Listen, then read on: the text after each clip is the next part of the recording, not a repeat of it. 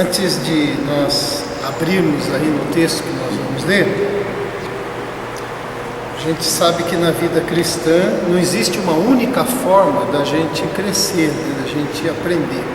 Muitas formas, e nós crescemos na fé por causa da criatividade de Deus e das oportunidades que Ele dá, mas a gente cresce na fé, por exemplo, pela observação da vida, né? A gente vai observando que a vida traz, as coisas que acontecem, e com o passar do tempo a gente vai aprendendo, né? A lidar, a entender as coisas que a gente fez, poderia ter feito diferente, as coisas que nós acertamos, né? Nós erramos.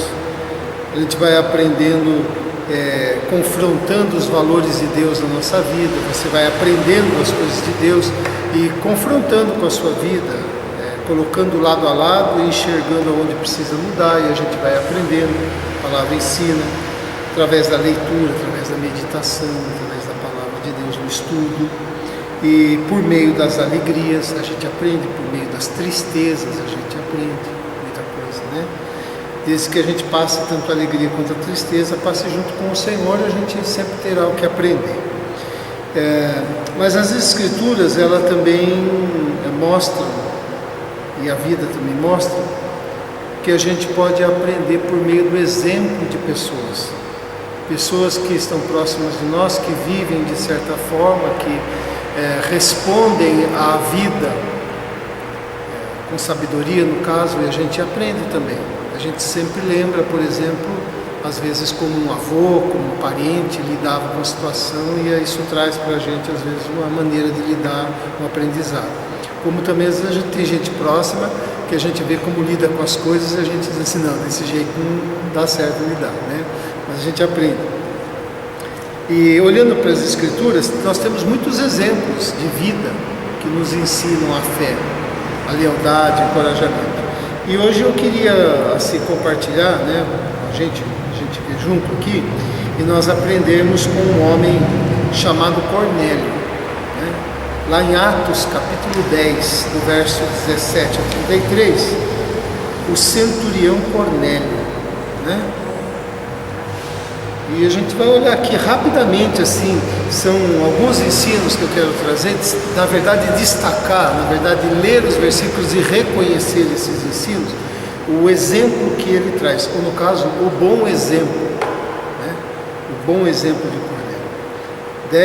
Capítulo 10, verso 17.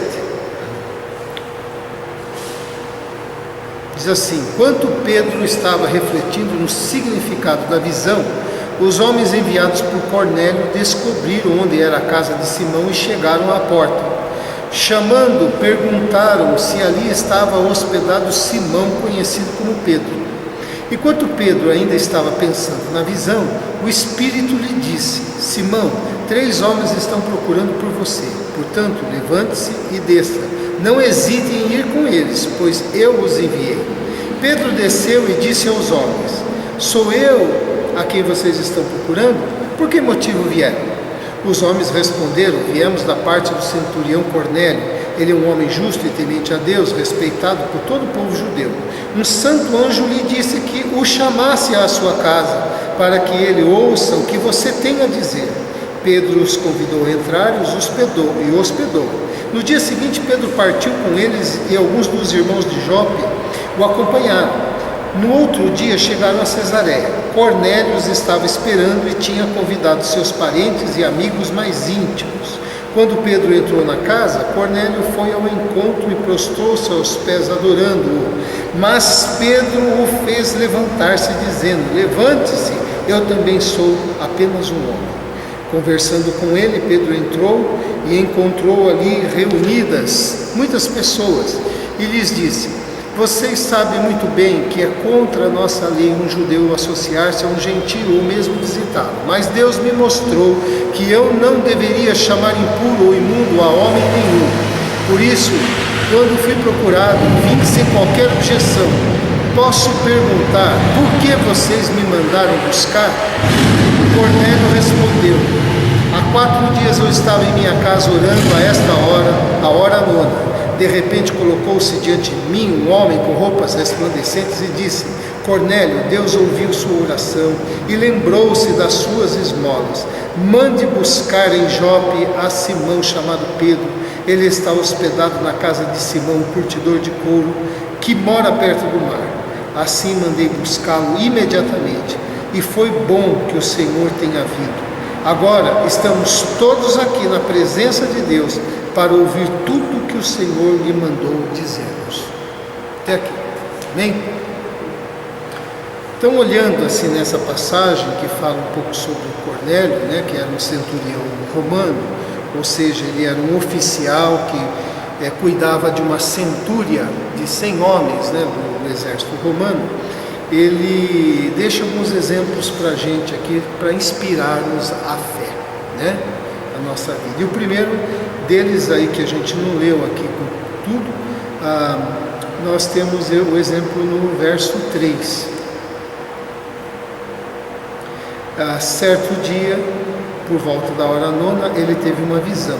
Viu claramente um anjo de Deus que se aproximava e dizia: Cornélio. Atemorizado, Cornélio olhou para ele e perguntou: o que é, Senhor? No verso 13, nós temos aqui: levante-se, Pedro, mate e coma. Mas Pedro respondeu: de modo nenhum, Senhor, jamais comi algo impuro. Então aqui nós temos a junção daquilo que Deus faz na vida de Cornélio com aquele que Deus vai usar, que é Pedro. Mas uma das coisas que a gente percebe aqui na passagem, né, que nós lemos aqui, do verso 17 em diante, foi que Cornélio, ele teve a percepção de si mesmo. Esse é um exemplo para a gente. Nós percebermos a nós mesmos. Cornélio percebeu a sua pobreza diante do Senhor, porque embora ele fosse um homem de autoridade, porque era um centurião romano, embora ele tivesse uma projeção nacional, porque diz que ele era respeitado por toda a nação, né, de Israel, ele era um homem de posição, de autoridade, certamente possuía bens materiais, certamente era um homem muito culpado. Ele não permitiu que nada disso fosse obstáculo para ele ter um encontro com o Senhor, olhando que ele precisava mais de Deus, né? Ele precisava mais de Deus, olhou para si, entendeu que assim era no coração dele e mandou chamar a Pedro. Ele não permitiu que as suas tarefas, né, as suas questões, o seu dia a dia interferisse, fosse criado um obstáculo. Por exemplo, eu gostaria de saber mais de Deus, mas o meu trabalho não permite. Eu gostaria de saber mais de Deus, mas isto ou aquilo não dá. Ele, um homem ocupado, mesmo na sua ocupação, ele encontrou um tempo, né? Encontrou uma forma, encontrou uma maneira para poder se aproximar de Deus. Isso porque ele sentiu a necessidade de instrução, ele sentiu a necessidade de oração, da palavra de Deus, e foi buscar alguém que pudesse fazer isso. Mas isso porque ele enxergou a si mesmo. Ele olhou para dentro dele e enxergou essa necessidade. Ele teve uma percepção de si mesmo. E diante desse ensino, qual a percepção que você tem de você? Né?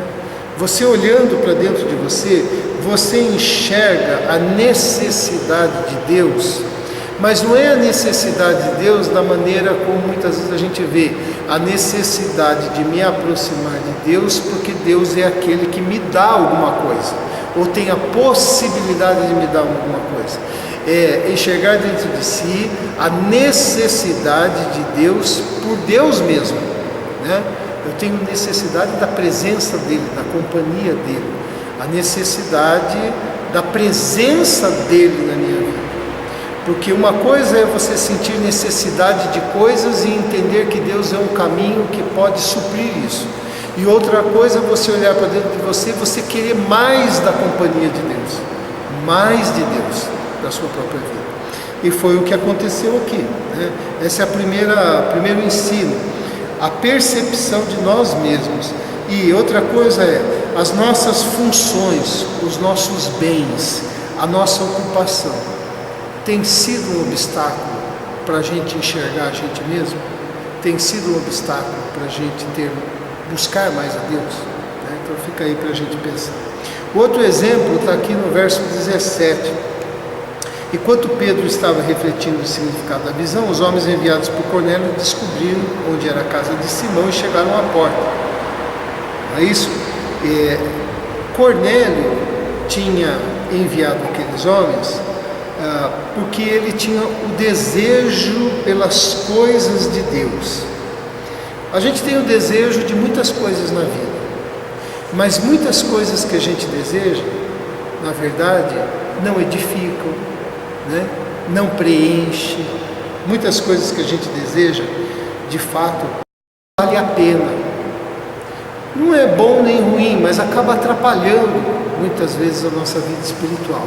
Tem muitas coisas que a gente deseja na nossa vida que na verdade não nos melhora, que não faz a gente crescer, né? Não dá um incentivo para a gente. Muitas coisas que a gente gosta na vida que não nos aproximam de Deus. Não é nenhuma questão de estar certo ou errado, mas não aproxima, não acrescenta, não fortalece a fé, não agrega um valor me fazendo uma pessoa melhor. A gente tem muitos desejos assim, é só a gente pensar talvez em algumas coisas, né? Agora, desejar o que realmente vale a pena é um discernimento que a gente precisa ter. E apesar de Cornélio ter tudo aquilo que nós já falamos em termos de ocupação, ele demonstrou interesse pelas coisas de Deus porque discerniu, inclusive dentro das coisas de Deus, aquilo que era mais importante. Como se estava naquele tempo havendo uma pregação de salvação, uma pregação a respeito de Cristo, uma imposição de mãos, onde o Espírito Santo vinha sobre as pessoas, uma manifestação cumprindo as promessas das Escrituras. Cornélio, de certo, soube alguma coisa, se interessou por isso e falou: quem é que pode nos instruir a respeito disso? Quero saber mais disso a respeito de Deus. Chama a Pedro, né? Então ele discerniu dentre as coisas de Deus, porque aqui se diz a respeito de Cornélio que ele era um homem temente a Deus, mas dentro do temor de Deus ele ainda discerniu o que ele precisava. Pedro tem uma mensagem que eu preciso ouvir, né? Se ele era um homem temente a Deus, certamente ele era um homem que frequentava a sinagoga, era um homem que recebia algum tipo de instrução, mas ele diz assim: Pedro tem alguma coisa que eu preciso saber, né? Então esse discernimento é importante. Outra coisa está no verso 22, que diz assim: os homens responderam, viemos da parte do centurião Cornélio, ele é um homem justo, temente a Deus, respeitado por todo o povo judeu. Então veja só, outro exemplo dele é o exemplo do bom testemunho, né? Olha o que se fala dele aqui, né?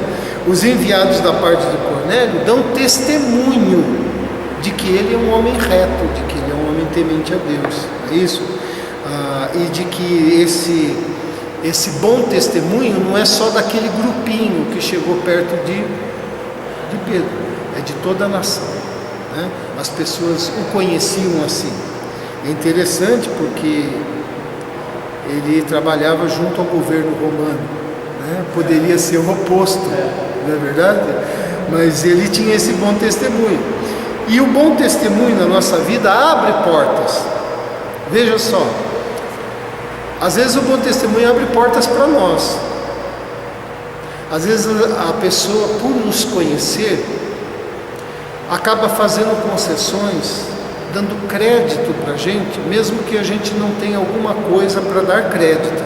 Mas não, eu conheço fulano, ele é honesto, pode ficar tranquilo. Muitas vezes o bom testemunho da pessoa abre porta para os filhos, né? Não, olha, eu não conheço, mas eu sei quem é o pai dele. Pode, ele tranquilo, pode, qualquer coisa a gente conversa, mas atende o menino aí, né? Então o bom testemunho abre portas. Se não é pra gente, o bom testemunho ajuda pessoas, né? Quantas vezes a gente se apresentou em nome de alguém, né? Olha, eu falei com fulano, ele disse para te procurar. Ah, fulano, tal. Então já há um link, né, positivo para a gente aí, né? Favorece, o bom testemunho favorece a pregação do Evangelho, assim como o mau testemunho não favorece. Né? Então, o bom testemunho é importante. Tem um historiador chamado Sêneca, que ele era romano, filósofo, ele escreveu o seguinte: é longa a estrada dos preceitos, é longa a estrada das leis, né? A dos exemplos é breve e mais segura, porque você está vendo na prática, né? Um provérbio árabe diz assim: as palavras comovem, os exemplos arrastam, né? Então, mostrando a força do testemunho, do bom exemplo. Então, qual é o testemunho que você tem dado? Qual é o exemplo que você tem dado na sua área de relacionamento familiar, trabalho, escola, amizade, comércio, como cliente, né? Qual é o bom testemunho na igreja, né, com os irmãos da fé? Qual é o testemunho que a gente tem dado? Mas não é aquele testemunho fabricado, onde a gente monta uma imagem e se apresenta, mas é aquele testemunho onde você é o que é, e o que você é um bom testemunho, né? Então, um outro exemplo aqui. Outro exemplo, verso 24, que diz assim: no outro dia, chegaram a Cesareia, Cornélio os estava esperando e tinha convidado seus parentes e amigos mais íntimos. Então ele chama Pedro para falar, mas ele faz o seguinte: ele chama mais gente. Diz aí que ele chama os amigos, que ele chama os parentes, e depois ali um pouquinho mais para frente diz que havia muita gente reunida ali.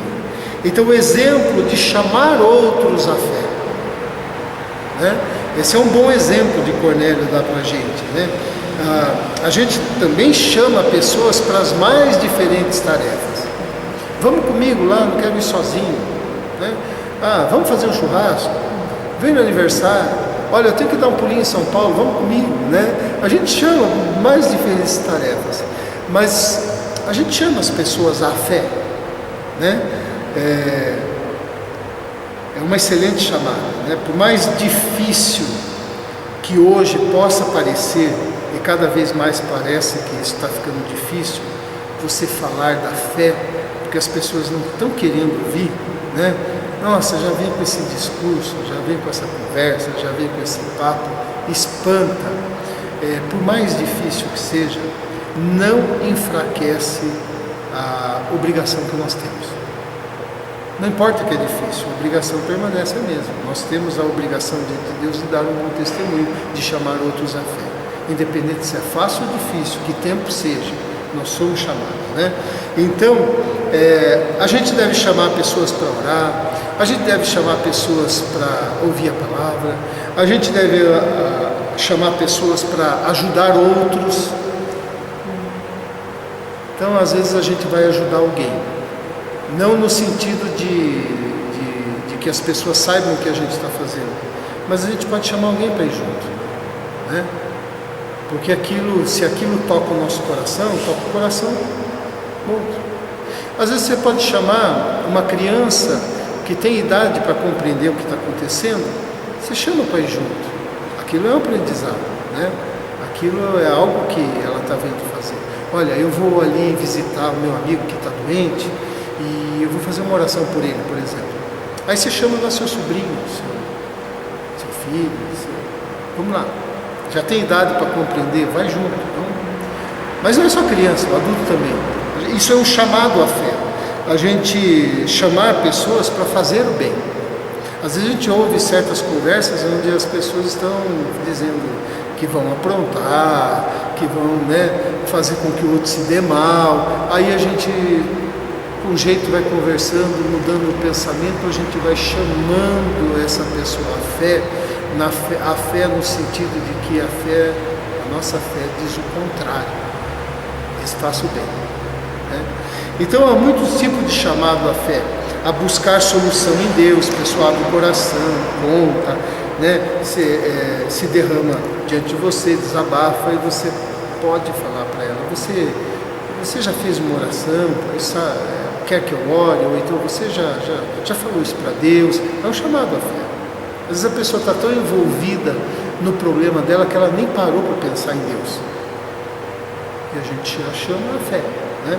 Então esse é um bom exemplo. Outro exemplo, no verso 25, na sequência, quando Pedro entra na casa, Cornélio vai ao encontro, prostra seus pés adorando. Então veja só, embora Cornélio tivesse uma atitude que foi corrigida depois por Pedro, porque ele viu Pedro, tinha notícias do apóstolo, tinha notícias de que Pedro realizava milagres, né, e da pregação. Quando Pedro se aproximou, ele ajoelhou para adorar, e ele foi corrigido por Pedro. É isso? Ele disse, não faça isso, eu sou homem como você. Apesar da correção que Pedro deu, Cornélio mostrou algo positivo, que foi a humildade, né? Ele reconheceu que Pedro era uma pessoa de Deus, que Pedro tinha algo para acrescentar à sua vida. Um outro exemplo de humildade, ele ter chamado uma outra pessoa para ensiná-lo.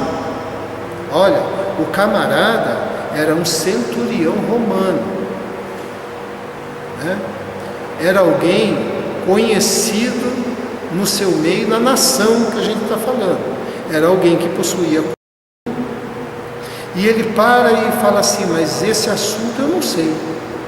Sobre esse Cristo, sobre essa salvação, sobre essa pregação, sobre isso que está acontecendo, eu não sei. Eu quero aprender. Chama Pedro aqui. Precisa de humildade, né? Precisa ter aquela humildade de reconhecer que tem algo a aprender. Porque a falta de humildade, a gente sabe que tem algo a aprender, mas a gente não dá o braço a torcer, a gente não quer que saibam, a gente não quer que alguém, com aquela sensação que alguém pode se aproximar da gente como sendo superior, né? Então ele apresentou essa humildade. O orgulho realmente atrapalha a nossa vida, inclusive e principalmente, por isso que Provérbios trabalha muito isso, o orgulho que não deixa você reconhecer que você tem algo a aprender. A gente vai ficando mais velho e muitos vão, com a medida que a idade vai chegando, em vez de ficar mais humilde, vai ficando mais orgulhoso, né? Porque aí ele acha que ele já sabe muita coisa da vida, e que alguém vai chegar para ele e falar alguma coisa da vida, e ele vai dizer tipo assim, quem é você para falar? Olha a minha idade, olha o que eu vivi. E a gente sempre tem, é claro que a gente tem a nossa bagagem, mas a gente sempre tem alguma coisa para aprender com alguém. A gente aprende com as crianças, a gente aprende com os adolescentes, aprende com os jovens, aprende com gente com a nossa idade, com gente mais velha, né? Aprende com Deus, mas é necessário essa humildade. A humildade para a gente reconhecer o erro da gente, né? Nós erramos, mas humildade para reconhecer os nossos erros, para ser encorajado. Tem gente que não tem humildade para ser encorajado, ele está malzão, alguém se aproxima para levantar, para dar uma coragem, um ânimo, mas ele se permanece duro, não quer mostrar que ele está um bagaço por dentro, não é isso? E perde a oportunidade de ser consolado, de ser fortalecido, de ser encorajado, por causa da falta de humildade. Então ele deixa esse exemplo para a gente aqui, apesar de ser corrigido, ele reconhece que Pedro é um homem de Deus, e ele reconhece que Pedro tem algo a ensinar, e ele quer aprender. Verso 30 e verso 31, diz o seguinte aqui, Cornélio respondeu, há 4 dias eu estava na minha casa orando, a esta hora, a hora nona, de repente colocou-se diante de mim um homem com roupas resplandecentes e disse, Cornélio, Deus ouviu a sua oração, lembrou-se das suas esmolas. O exemplo de bons hábitos cristãos, né? De bons hábitos. Cornélio observava a oração na sua vida. Está escrito aí, né? Ele estava observando o horário da oração, a sua prática, assim como ele também observava a ajuda aos necessitados. Bons hábitos esse, né? 2 bons hábitos: o hábito da oração e o hábito da ajuda ao necessitado, ou da generosidade, ou daquele que estende a mão, né? Num tempo em que a oração tem sido deixada de lado em um tempo em que o próximo não necessita, ele é meu concorrente. Se ele não é meu concorrente, ele vai fazer eu perder tempo, né? Então não tenho tempo para ele. Então são bons hábitos, e esses hábitos produzem bênçãos para a nossa vida, tanto a oração como a ajuda ao necessitado. Estes hábitos, os bons hábitos cristãos, nos fazem uma pessoa melhor. Uma pessoa que se entrega à oração, ela vai se tornando uma pessoa melhor, porque ela vai aprendendo a orar até mesmo pelo inimigo, até mesmo por aquele que o chateia, né? E vai se tornando uma pessoa melhor aquele que estende a mão e ajuda, porque ele vai aprendendo a dividir, vai aprendendo que Deus dá para ele, e ele tem para ele e tem também para ajudar alguém, e aprende a dividir, e aprende o coração a ficar generoso. Então, bons hábitos cristãos produzem bênção na gente. Que hábito você tem desenvolvido na sua vida cristã? Que hábitos você tinha e deixou? Bons hábitos, para a gente pensar. E o último destaque do exemplo de Cornélio é no verso 33. Assim mandei buscá-lo imediatamente, e foi bom que o Senhor tenha vindo. Agora estamos todos aqui na presença de Deus para ouvir tudo que o Senhor lhe mandou dizer-nos, né? O exemplo da receptividade espiritual. Mandou chamar, estamos todos aqui, estou eu aqui, minha família, meus parentes, meus amigos, estamos aqui, você também está aqui. Agora é o seguinte, queremos ouvir, receptivo para as coisas espirituais, não é isso? Desejoso de receber, de captar aquilo que Pedro tinha. A prontidão interessante que diz aqui, para ouvir tudo que o Senhor lhe mandou dizer-nos, não é isso? Então, ou tudo que Deus tem te ordenado, Pedro. Estou pronto aqui para ouvir tudo que Deus tem ordenado. A prontidão de ouvir aquilo que Deus tem. Essa prontidão de ouvir o que Deus tem ordenado é o caminho da entrada da vida em nós. A receptividade é como uma janela que você abre e aí entra o ar fresco, né? Está receptivo, se abriu para Deus, abriu a janela do interior, e agora entra a vida, entra o ensino, entra a exortação, entra a palavra, entra a vontade de Deus sendo esclarecida para a gente no nosso coração. E a entrada da vida de Deus em nós faz a gente frutificar. Quer ver isso que eu estou falando? Estou falando baseado numa parábola que Jesus contou, a do semeador. Mas o que foi semeado em boa terra, e Jesus não está falando de terra, está falando de coração, é o que ouve a palavra e a compreende. É aquela terra que está receptiva àquela semente. Não é um chão batido que a semente cai e ela dá 3 pulinhos até para encontrar o lugar dela. E nem no espinho que ela cai e fica ali, às vezes nem toca no solo, porque fica no emaranhado do negócio, né? E nem aquela que está assim na beira do caminho, que caiu assim, qualquer coisa leva. Mas a boa terra é aquela terra fofa, né? Que agasalha a semente, que recebe, esse é o coração. E esse coração, essa terra, ela está receptiva a essa semente. A receptividade espiritual é essa terra fofa, onde vem a palavra e encontra lugar para a semente se aninhar e produzir. Não é isso? E a produção é diferente. Jesus diz que produz a 30, a 60 ou a 100 por 1. Aquilo que aprendemos de Deus, todos nós devemos ser boa terra, mas ela pode frutificar de maneira diferente na nossa vida. Uns a 30, outros a 60, outros a 100 por 1. A 30, a colheita já era excelente. Me parece, se eu não me engano, nos meus estudos, quando eu fiz com respeito a isso, que 10% já era uma boa colheita. Imagina 30. Agora, imagina 60, imagina 100. Né? Então é assim, do bom para o melhor, do ótimo para o excelente, que Jesus está falando. Né? E outro exemplo que você vê é esse exemplo bem conhecido, que Marta tinha uma irmã, né? Maria, e essa quedava-se assentada aos pés do Senhor e a ouvir-lhe os ensinamentos. Receptividade espiritual. Se aninhou nos pés do Senhor e ficou ali bebendo, ouvindo, né? Essa receptividade. É um exemplo aqui, ele diz assim: agora estamos todos aqui na presença de Deus. Olha só, ele diz: estamos todos aqui diante de ti, Pedro. Ele não disse isso, ele diz: estamos todos aqui na presença de Deus, para ouvir tudo que o Senhor lhe mandou dizer-nos.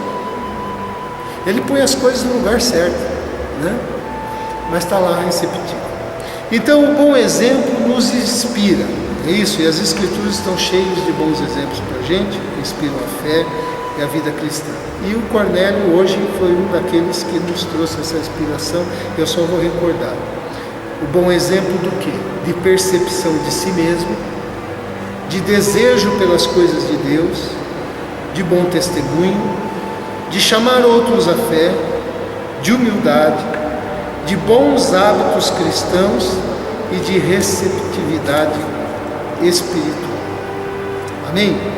Que o exemplo de Cornélio inspire a gente e a gente também possa ser um bom exemplo para outras pessoas. É isso que o Senhor espera. Pai querido, muito obrigado pela Tua palavra, Senhor. Obrigado porque nela encontramos advertências, encontramos o testemunho de pessoas, testemunhos que não foram bons, que nos ensinam a não fazer aquilo, e de testemunhos de bons exemplos que apontam um caminho excelente para a gente.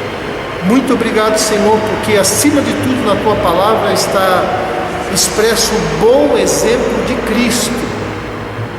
Mas obrigado, Deus, porque hoje pudemos ver Cornélio, um trabalhador, um pai de família, um homem que tem amigos e parentes, que nos deixou bons exemplos para pensarmos na nossa vida.